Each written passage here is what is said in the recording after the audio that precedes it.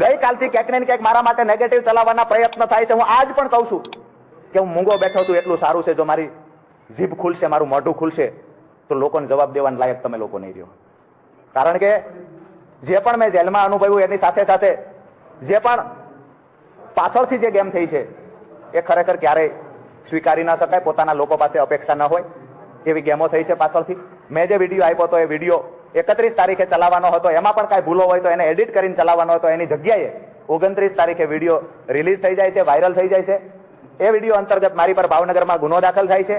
એ ગુનો દાખલ થયા પછી મને 11/11/2025 ભાવનગર લઈ જવામાં આવે છે. ત્યાર પછી બીજા દિવસે મારા પરિવારને કહેવામાં આવે છે કે ગુનામાં જામીન મળી ગયા છે. હું સતત વારંવાર કહેતો રહું છું મને જામીન મળી ગયા હોય તો અહીંયા બીડો જમા કરાવો. મને 30/11 ખબર પડે છે કે એમાં જામીન નથી મળ્યા. પાર્ટી ખોટું બોલી રહી છે.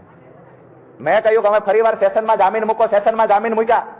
4/12/2025 જામીન મૂક્યા. 4 મુદતો પડી 18 તારીખ સુધી એટલા માટે કે અમારા તરફથી કોઈ વકીલ ત્યાં હાજર નહોતો.